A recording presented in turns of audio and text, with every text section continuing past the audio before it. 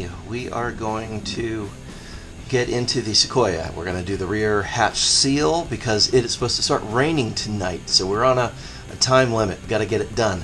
The other project we might get to today is tracking down the battery drain on my daughter's Mark IV Jetta.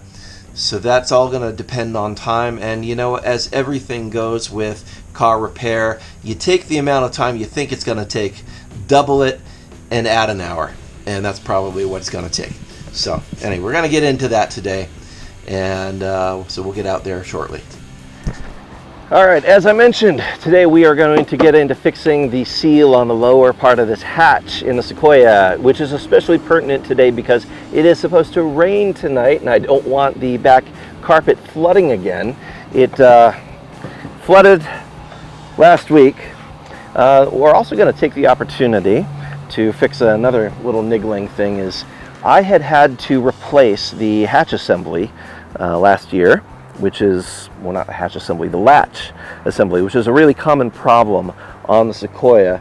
I had to replace this as well as the internal stuff, all of that stuff and everything in it. And when I did it, I left something inside the hatch, which when I move it up and down, of course it's not making noise, but there's a loose bolt or something stuck in there. It's rattling around. It's really annoying.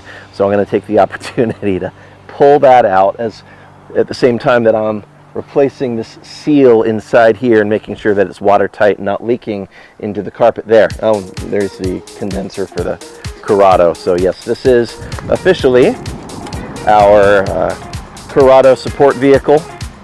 So anyway, I'm going to get into this, and it should not take too much effort to get this all done. So let's see how we do with this. Now, removing the panel from this hatch is fairly easy. There's one screw that needs to come off. If, like mine, I'm missing the cover on this, so that makes things a lot simpler. Just remove the one screw, and the rest of this is just clipped in. So using one of these, you know, interior removal tools, it should just all very easily pop out. Just gotta find a spot to, there we go. Gonna work my way around and pull it free.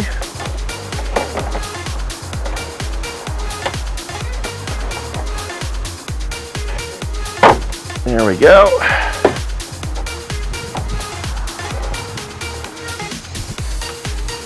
Now up on this end, it looks like I probably need to pop these guys out as well, just to be able to free up the top part. There we go. And I do have a whole bag full of these clips. They do like to break from age. Wow, that one's really messed up. So definitely replacing this little guy here. I'm going to try to get it out of there so I don't have yet more stuff rattling around inside the interior of the hatch.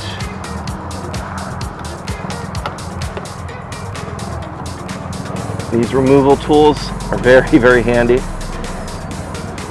So you do got to get them lined up the right way in order for them to pull, but I might need to grab some needle nose pliers. Oh, and it went inside, so I'll have to go fish that out, which is good times, but whatever, it's not the end of the world. So on the other side here, there we go. Do the same thing over here, just use that to pull these clips free. All right.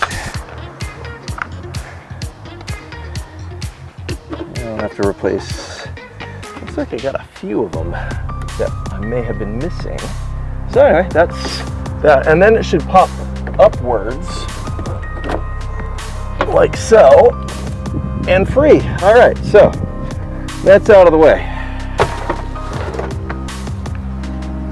All right, so we got the hatch cover off.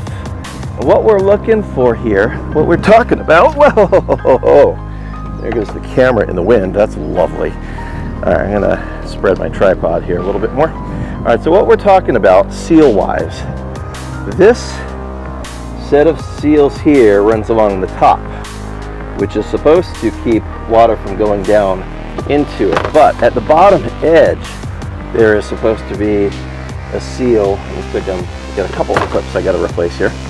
But there's supposed to be a seal that runs right along the bottom here, which would keep water from coming over into this side here. So these seals right along here that are the top, I'm going to reinforce them underneath so water would go down inside. While I'm here, I am going to pop these hatches off so I can fish out. There we go. I'm going to pop this hatch. I don't think you saw any of that because the camera's in the wrong direction. All right, so right along here is where there's supposed to be a seal meeting up to keep water from coming down inside the car. A lot of people will add another seal along the bottom. I'm going to go ahead and do that just to be sure. And then while I'm here, I'm going to go ahead and pop this panel off because there's something rattling around inside. And now there's a second thing rattling around inside that just fell down from there. So I'm going to go ahead and do this just to move anything that is, sliding around in there. And we'll fish that stuff out.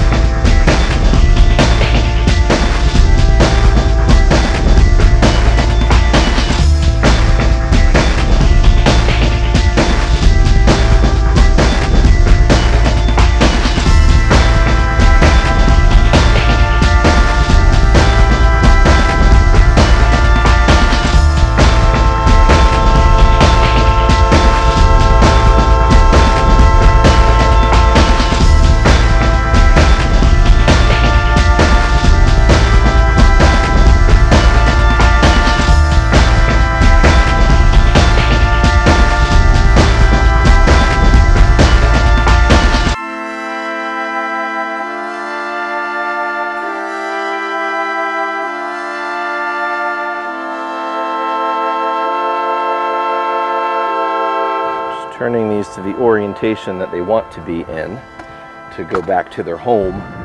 Are you too good for your home? Look at this. So I'm just looking in the back of this panel. This panel also, the weather stripping is totally worn out. So I'm going to go ahead and replace that weather stripping as well. I should have plenty, but I got like 17 feet of the stuff. So I'll go ahead and do that and make sure that it is sealing up nicely here where it wants to go. And hopefully we'll have no more leaks in this hatch at all. So right here we've got a spot where it needs to seal, and then around here it needs to seal. All this weather stripping inside here is just done. So yeah, it is not in happy shape. So two ways of going about it. One, you can pull off the stuff on here and replace it.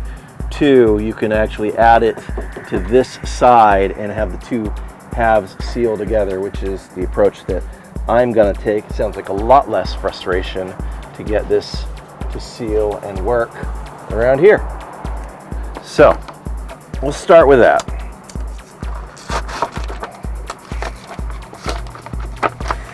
This seal, by the way, I'm using Frost King, and this is just self-stick weather seal. You can get it at Home Depot. It's like $7 or $8 for 17 feet of the stuff. So it's more than enough to take care of this. And it does come double rolled, so you have to split it apart like this in order to get what you need on there. So not a big deal, but just FYI, if you get this and go, oh my gosh, it's twice as thick as what I want. Not really, it's just how they package it. So easy enough to split it. And go ahead. I'm going to start up here on this section and roll down. That way I don't have a gap at the bottom edge.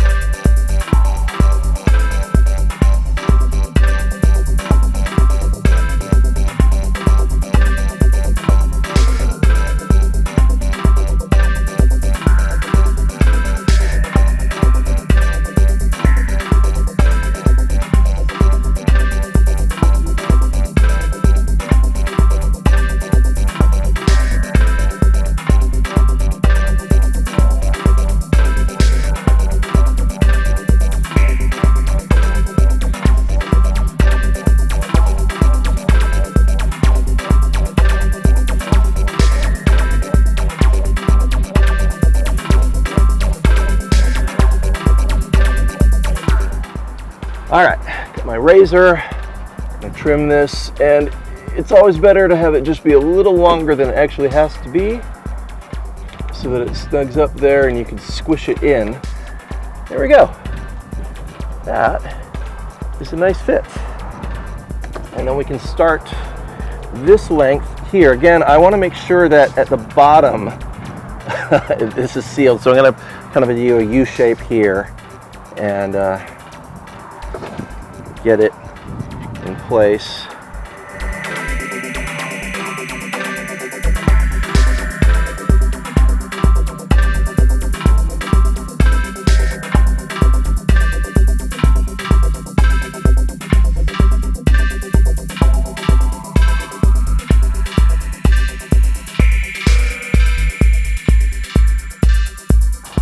So that was, this is 17 feet and I've used half of it so far. I expect I'll probably end up using the whole thing because I'm going to run along the bottom line here on the top just to seal off every possible area where it might want to leak from.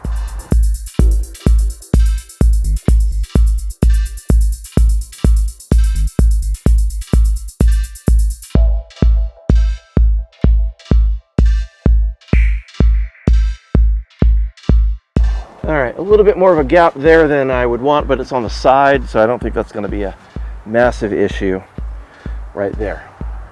Now the other areas I wanted to run weather stripping along. We've got the seal that runs right along. We've got the seal that runs right along the top edge here, and that is theoretically going to keep water from dripping down. I'm going to run another one right along here just to catch anything that might make its way past the window and try to block that from coming in there. And we're going to run it right along this curve part here.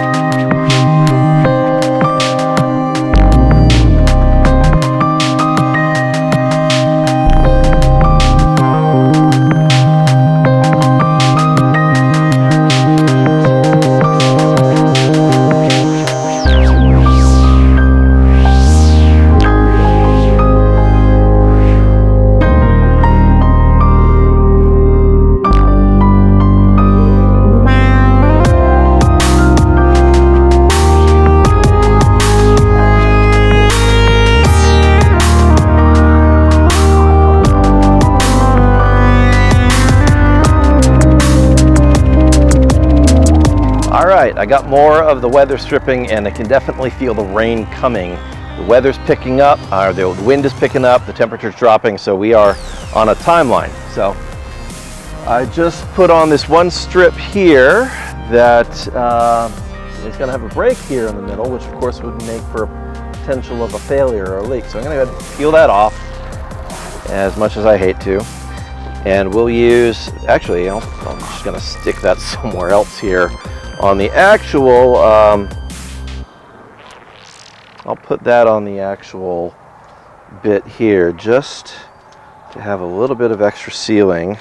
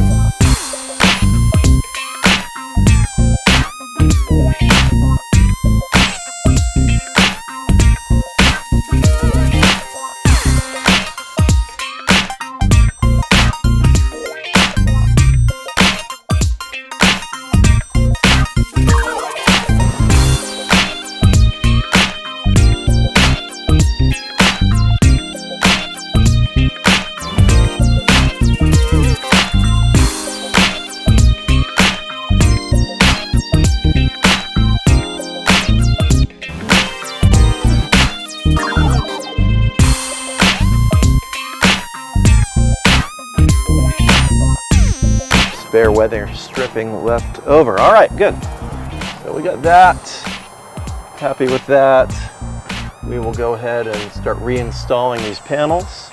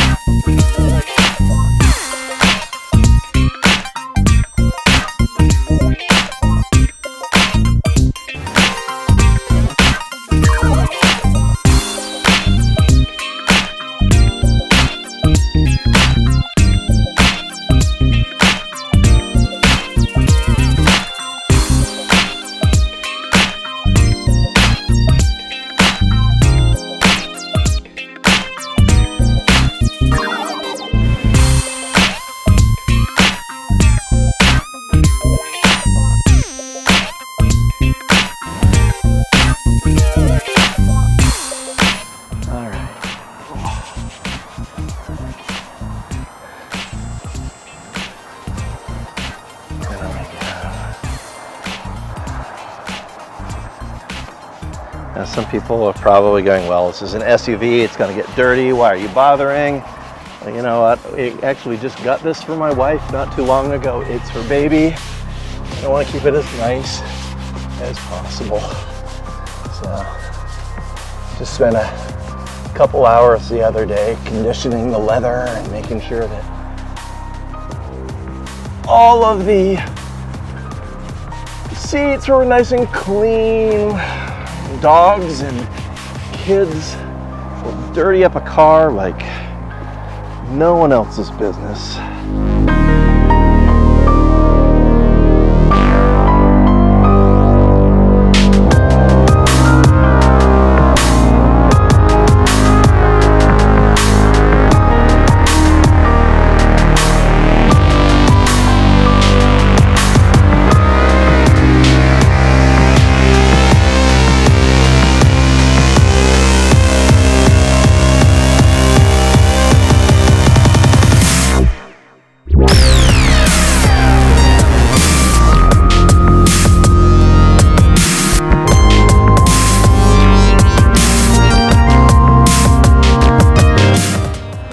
Little clips, by the way, it's like $5 for a bag of 20 of them on Amazon, so definitely don't buy these at the Toyota dealer.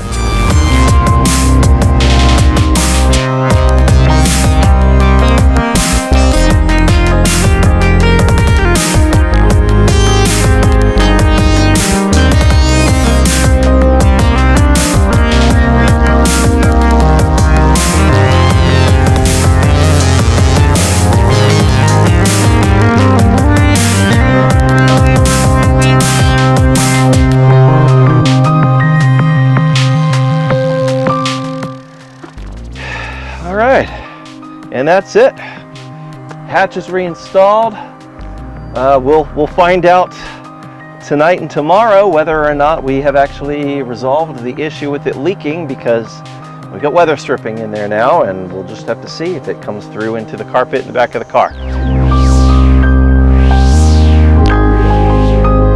So we had some rain and had an opportunity to test a repair on the Sequoia hatch gasket.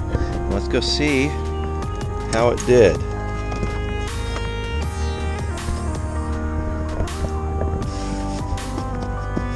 Dry. All right. And you can see the stains left over from when it did get wet before, and I'm gonna have to take some carpet shampoo, clean it up. But some of the leftover gasket from when we were doing the repair.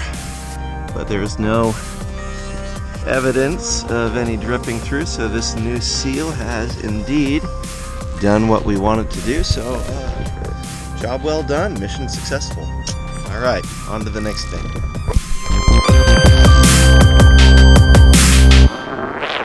All right, now that the kids have washed the car with the sprayer on like full blast, let's see if our efforts to repair this were successful. Just double checking again. It rained the other night, but all right, it's dry. So the kids dousing the car did not get water inside. Mission successful.